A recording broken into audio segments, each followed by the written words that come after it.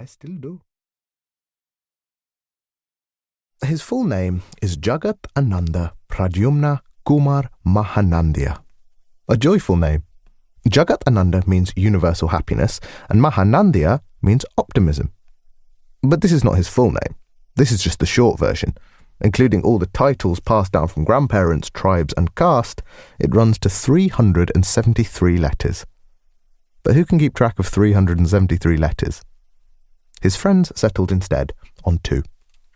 P for Pradyumna and K for Kumar.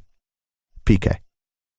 PK's family never used any of his given names when they called out after the little boy as he ran through the village or climbed up high in the mango trees. His father used Boa, meaning little boy. His paternal grandparents always said Nati, grandson, and his mother chose Sona Bo, golden boy, because his skin was just a shade lighter than that of his siblings. His first memories of the village by the river on the edge of the jungle were from after he had turned 3. Or maybe he was 4. Or still only 2. Age was not so important. No one cared about birthdays. If you asked the villagers how old they were, their answers would vary and were never precise. Around 10, 40-something, nearly 70, or merely young, middle-aged, very old. However old he was, PK remembers standing inside a house with thick walls made of mud and a roof of yellowed grass.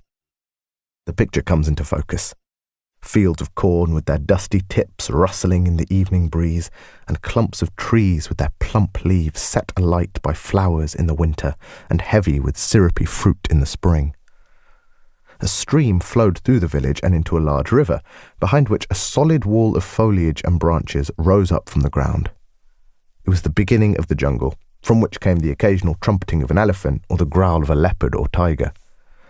Wild animal tracks could often be spotted in the mud, along with piles of elephant dung or the imprint of a tiger's paw, accompanied by the buzz of swirling insects and the singing of birds. PK's horizon was the edge of the jungle, but his universe extended beyond it and into the woods, the village and the jungle. There was nothing else. The forest was endless, mysterious, secret, but also familiar and safe. It was an adventure and yet also a certainty, a comfort. The city was somewhere he had heard about but had never seen for himself. He lived in the hut with his mother, father, and 2 older brothers. And his father's parents, of course. That was how most families lived. Tradition dictated that the oldest son stayed with his parents even after he had married and started his own family. Shridhar, PK's father, held fast to those traditions. PK did not often see his father. He worked as the postmaster in Athmalik, the nearest town, which had markets, tea shops, a police station, and a jail. As the 20-kilometre journey was too far to cycle every day, his father had a room with a bed at the post office where he slept during the week. Every Saturday night he would make the journey home with PK's 2 older brothers, who lived in the town's boarding school. PK felt like an only child. During the week, his mother devoted all her attention to him.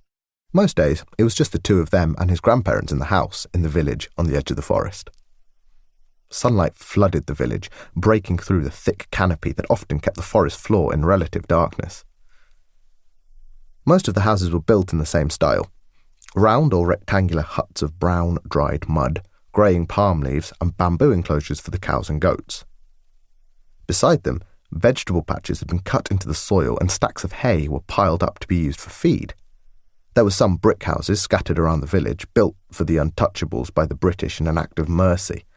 But monsoon rains had destroyed these houses before anyone had been able to move in, and now they stood empty, their ceilings collapsed. Aside from this, PK's world contained only a primary school and another building where the village council meetings were held. PK's mother used to say that they lived in India's largest forest, and that Gondboda was its most ancient village. It was home, she said, to both the living and the dead. The sandy banks of the river were used as a cremation site where the souls of the departed gathered at night to sing and dance. A whirlpool in the river had taken 2 women in recent years, both newlywed and pregnant. She'd seen their bodies laid out on the beach, their foreheads embellished with dazzling red dots, shining symbols of their pure, unblemished lives.